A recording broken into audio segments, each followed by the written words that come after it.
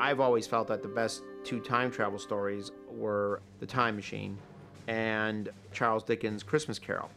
And basically, Back to the Future follows the same type of time travel rules as The Time Machine, which is that you can travel through time but not through space. And a lot of time travel stories violate that concept. Not only do you travel 100 years in the past, but you also travel from Los Angeles to England miraculously.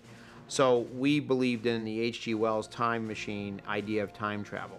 I can't really put my finger on when I stumbled on the idea of time travel, whether it was from watching The Twilight Zone, whether it was from reading Superman comics, or whether it was when the H.G. Wells Time Machine movie, the George Pal movie in 1961 came out. But I do remember being totally fascinated by that film, and it inspired me to read the book. I made my own little miniature time machine out of popsicle sticks. And the whole idea of it was just something that I totally got fascinated by. Are you telling me that you built a time machine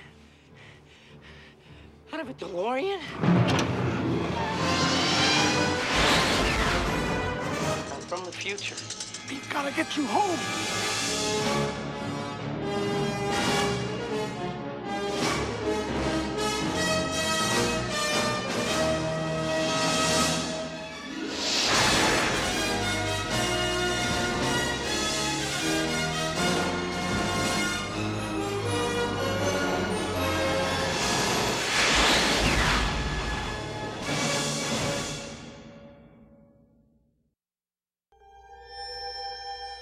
As I remember, the idea for Back to the Future came about with, and who knows where these ideas really come from, but it was like the notion that Bob Gale had of what it would be like to see your parents as kids when you were the same age as they were. You're my mom.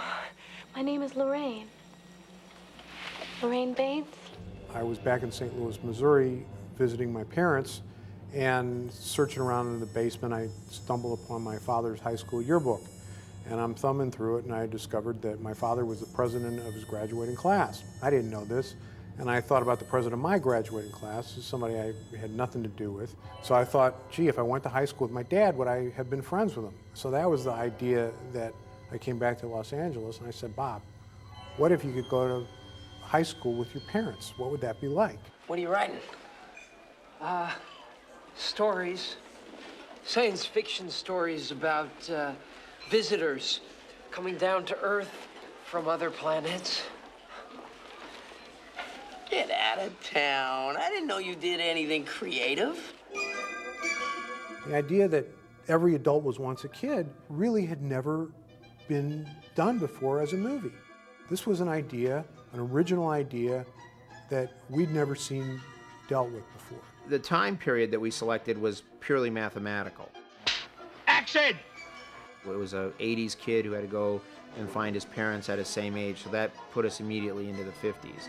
And that was also the time when the birth of the teenager happened anyway, and teenagers in America were given power by the media, power to buy things. They became an economic power. So that worked out well for us. I'm from the future. I came here in a time machine that you invented.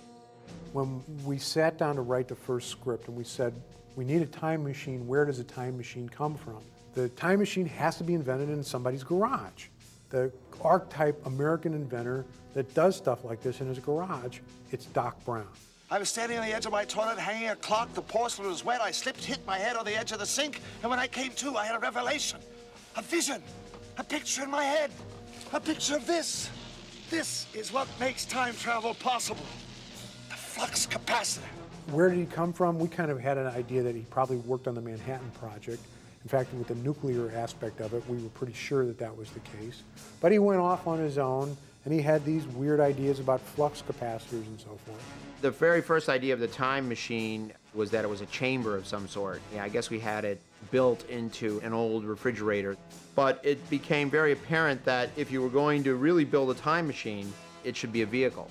And probably it should be a tracked vehicle, kind of like a tank. Because if you're going to travel to times when there were no paved roads, you'd have to be able to get around. But we decided to use the DeLorean automobile because of this joke that we had in the movie. When the time machine arrives in the past, the people who live in the farmhouse think that it's an alien spaceship. Looks like an airplane without wings. That ain't no airplane. Look.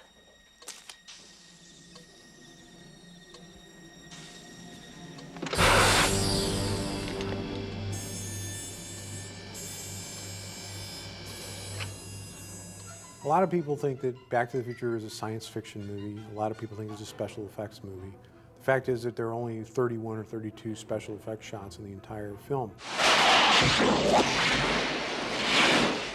In discussing with our special effects people and our artists about what was time travel going to look like, we started coming up with, and they started coming up with all kinds of ideas. What is the space-time continuum going to look like when Marty's in the DeLorean? And all kinds of great big visual eye candy.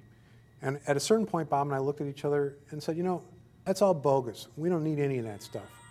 Time travel should be instantaneous. This is a story about people. It's not a story about hardware.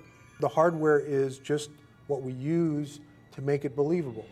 Mark Twain had the Connecticut Yankee get hit over the head and wake up in King Arthur's time. There's other stories where somebody wishes that they were in the past. And none of these things were interesting to us. We felt that if it was a machine that did it, then it was more believable than if it was a wish, because we know that machines can do stuff, and we don't have any example of somebody wishing for something as crazy as this and ever having it come true. So the machine is just a way to make the idea of time travel believable. The way I see it, if you're gonna build a time machine into a car, why not do it with some style? Besides, the stainless steel construction made the flux dispersal. Look out!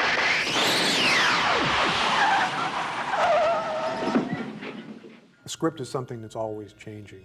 And what seems like a great idea one day, you might wake up and think it's not such a good idea the next day. Or more likely, you have a great idea, and then the next day or the next week you come up with an even better idea. 1.21 gigawatts! Tom, how am I gonna generate that kind of power? It can't be done, can it?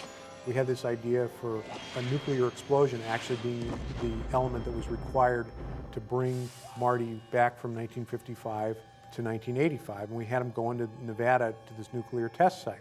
It turned out that the expense of that whole sequence was going to cost $1 million, which was a lot more money in 1984 when we were making the movie than it is today. But we couldn't afford it. Marty, I'm sorry, but the only power source capable of generating 1.21 gigawatts of electricity is a bolt of lightning. So we put on our thinking caps, and we came up with something that turned out to be far, far better than what this nuclear thing would have been. It kept it all contained in Hill Valley. It kept the clock imagery and the time metaphor much more in the movie. And it was a vastly better sequence than that nuclear test site could have been.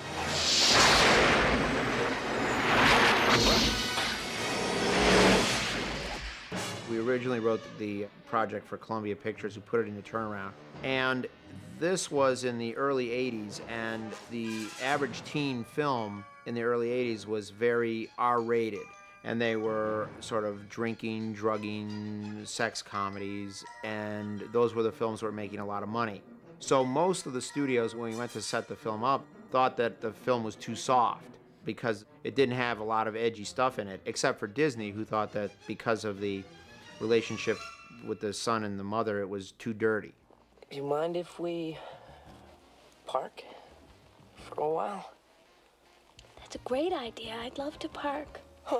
I could see how it would be troubling on paper to people, the idea of a boy and his mother kind of having that kind of relationship. But so much around it was so sweet and so accessible and so engaging. And the intent was not salacious. The intent was not pandering. It wasn't meant to be, gratuitously titillating. I think a man should be strong so he can stand up for himself and protect the woman he loves. And Leah, was so brilliant because Leah just played it like this girl. I mean, she wasn't carrying around the whole mother thing in her head when she was playing it. She was playing what this girl might have felt when this kind of mysterious, exciting kid comes into the neighborhood. Where does he come from? Yeah, where does he live? I don't know. but I'm gonna find out. I think the purity of her performance, the purity of Bob's intention, and the purity of Bob and Bob's script to just tell an engaging story kind of took away from anything that might have been, creepy about that. Steven, very early on, he was one of the first people I had read the screenplay, and he liked it very much, and he wanted to produce it like he did my previous films. But my previous 2 films were not successful, and I was concerned that if Steven had produced a 3rd film that was a box office flop, then I would not be able to probably get a job anywhere as a director. So I explained that to him, and he said, I think you're probably right. And then many years went by, 3 to be exact, and then I was finally hired by Michael Douglas to do Romancing the Stone, which fortunately was a hit. And then everybody wanted to do Back to the Future because Romancing the Stone was a hit movie, and I thought it would only be appropriate to go back to the one guy who was the only person who had faith in it based on the material itself, and that was Steven. Casting is something that you just feel. Crispin and Leah, they all came in and read many times and became the character. Chris Lloyd, I knew he was the perfect Doc Brown the minute he walked in the office without even having to say a word. Just by looking at him, I knew he was perfect. Christopher Lloyd says that his model for creating the character was actually the conductor Leopold Stokowski, with the hair that way and the big broad gestures. Doc Brown walks around like he's conducting the orchestra of the world, and that's what Chris drew upon. I notice your band is on the roster for the dance auditions after school today. Why even bother, McFly? You don't have a chance. You're too much like your old man. No McFly ever amounted to anything in the history of Hill Valley. Yeah, well, history is gonna change. I was doing a film called Teen Wolf, and I was shooting it in Pasadena, and some people that had showed up on the same block that we were shooting, and they were scouting location. And so we said, what location are they scouting for? And somebody said, it's this new movie called Back to the Future. I remember thinking, man, it'd be great to be in a movie like that. Sounds like, a great movie. And Steven Spielberg producing. Michael J. Fox was actually our first choice for the part of Marty. And because he was doing Family Ties at the same time that we were going to be shooting, there was no way that he was going to be available to us. So it was completely out of the question. And we kept pushing our start date back because we were having such a hard time finding a kid that we thought could carry the movie. For that reason, we did these screen tests because we had to be absolutely sure. So it finally came down to an actor named C. Thomas Howell and Eric Stoltz. And Tommy's screen test was terrific, but the CEO of MCA saw the 2 screen tests, and he said, it's got to be Eric Stoltz. It's got to be Eric Stoltz. And I'm so convinced that Eric is going to be great in this part that if it doesn't work out with him, you recast it and start all over again. Okay, well, he never thought that that was ever going to happen. And we never thought it was ever going to happen, really. The studio was demanding that the movie be released on a specific day in the summer. So we cast Eric Stoltz in the lead part for Back to the Future, and this was a miscalculation on my part. I mean, Eric is a fabulous actor, and he was doing great work, and it just for some reason, to me, didn't feel like it was the right type of performance for the type of humor that I was trying to go for in the film. So I had to do a very painful thing and replace Eric with Michael J. Fox. Michael read the script, he went nuts for it. And his attitude was, hey, I don't need any sleep. I'll do whatever I can to be in this movie. And about a week later, I was in a parking lot in Pomona, freezing cold, about 2 in the morning, doing the stuff with the DeLorean and the dock. There was no preparation for me at all. I just all of a sudden was on board. I was doing Family Ties and Back to the Future at the same time, so I was getting about an hour, 2 hours sleep every day. All right, okay, McFly. Get a grip on yourself. It's all a dream.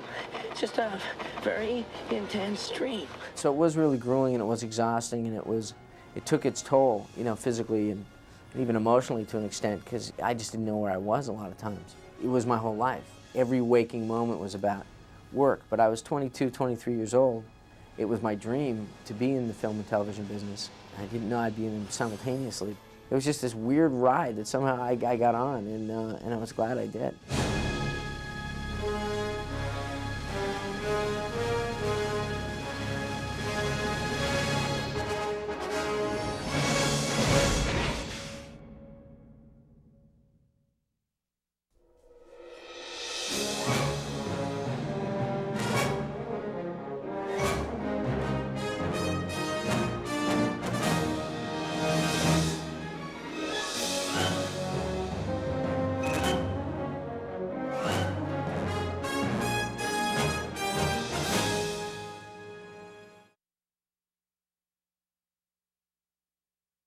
Bye.